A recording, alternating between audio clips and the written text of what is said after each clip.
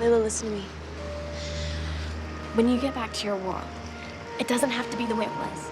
Welcome to MsMojo, and today we're counting down our picks for the top 10 unsatisfying teen movie endings. I've reached the end of your book, and there's so many things that I need to ask you.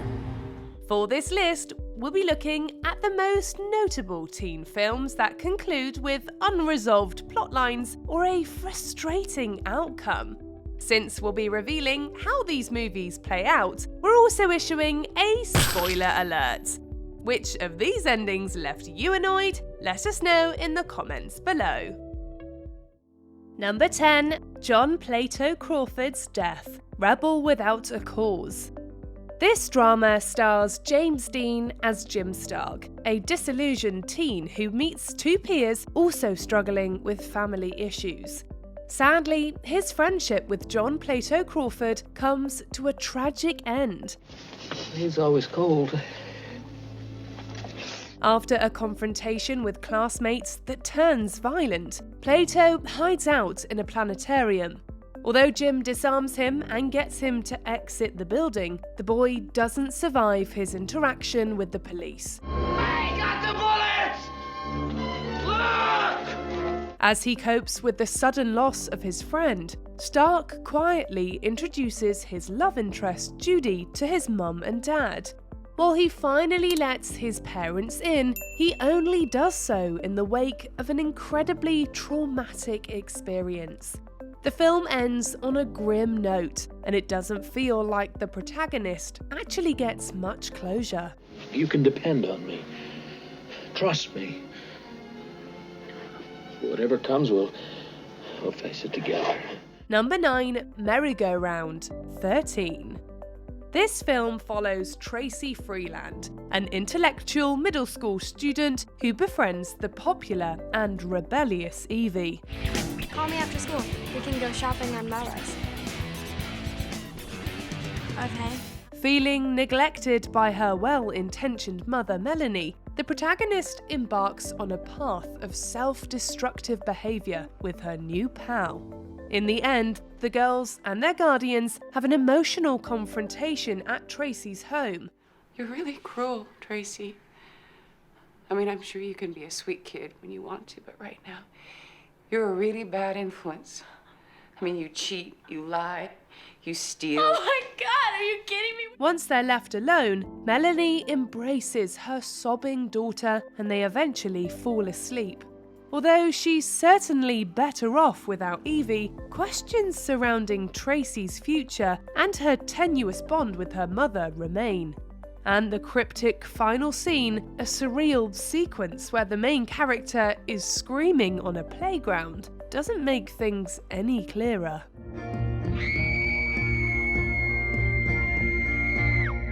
Number 8. Samantha Kingston's Sacrifice, Before I Fall. In this teen drama, popular girl Samantha Kingston ends the night of February 12th with a dramatic car crash. However, she wakes up on the same day and soon figures out that she's trapped in a time loop. Maybe things could change. And maybe I could change them. She discovers that the accident was the result of an attempt by Juliet, an outcast who's been relentlessly teased to take her own life. At the film's conclusion, Sam saves Juliet from incoming traffic, but passes away in the process. Maybe for you there's a tomorrow. Maybe for you there's 1,000 or 3,000 or 10. Although the protagonist is at peace with her sacrifice, it's hard to see a character we've been rooting for meet such a tragic end. On top of that, we can't help but wonder if she could have saved Juliet while keeping herself out of harm's way. Sam? Sam? You saved me. No. You saved me. Number 7. Mac and Brady's Reintroduction, Teen Beach 2. 2013's teen beach movie sees surfing couple Mac and Brady transported into their favourite flick, Wet Side Story. They eventually make it back home, but not before developing a beautiful friendship with two movie characters named Leela and Tanner. Friendship forever. Forever. Yeah. In the sequel, the fictional pair cross over to the real world. In their absence, the world of Wet Side Story begins to crumble, threatening to erase Mac and Brady's first meeting. In the end, the film characters return home, but make such drastic changes to their universe that our real-life surfing duo cease to know each other. You surf? Of course. Cool. Granted, the couple reconnect as strangers, but it's disappointing that their relationship building and characterization is totally wiped out.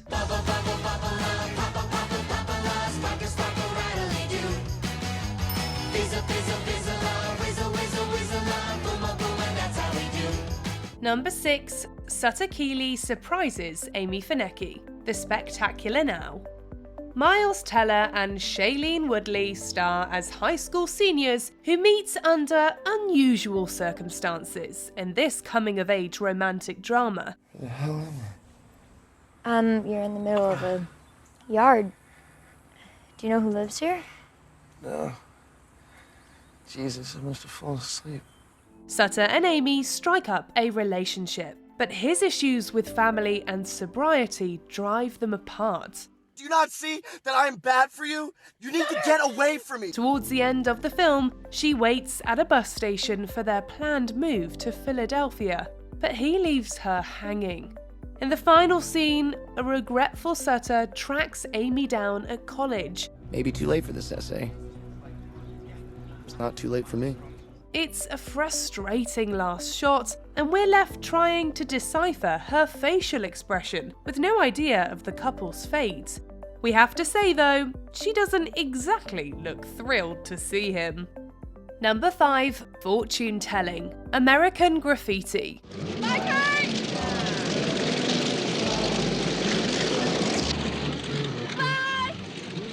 This iconic coming-of-age comedy from George Lucas documents teen cruising culture in 1962 Modesto, California. Protagonist Kurt Henderson, conflicted about his impending departure to college, spends one summer night with his friends and tries to track down an alluring stranger. Someone wants me. Someone roaming the streets wants me. Will you turn the corner? After he leaves the next day, we're treated to a surprising epilogue that lists the fates of Kurt and his friends. Notably, John dies in a tragic accident 2 years after the events of the film, while Terry goes missing in 1965. Revealing the fictional characters' futures in such plain terms is certainly a unique plot device. However, it does feel jarring to be told, but not shown, these tragic events. I know, you probably think you're a big shot going off like this. But you're still a punk. Number 4, The Phone Call, Call Me By Your Name. While it's a swoon-worthy story, this 2017 film's ending leaves much to be desired. I don't want you to go. God, we wasted so many days. Why didn't you give me a sign?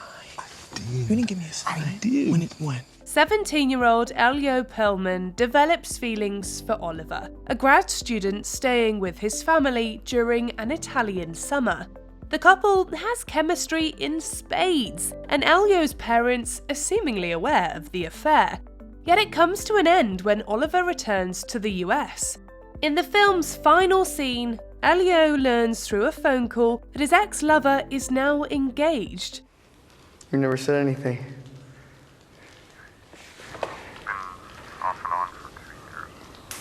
It's a fundamentally unsatisfying conclusion, not to mention heartbreaking. Oliver's choice to move on with little notice is almost as disappointing for us as it is for Elio. Olive, I remember everything. Number 3, a suburban mystery, The Virgin Suicides. This psychological drama follows a group of men who reflect on their childhood fascination with the Lisbon sisters. After the youngest tragically takes her own life, the other girls are put on close watch, with the family becoming increasingly secluded. And so we started to learn about their lives, coming to hold collective memories of times we hadn't experienced. We felt the imprisonment of being a girl.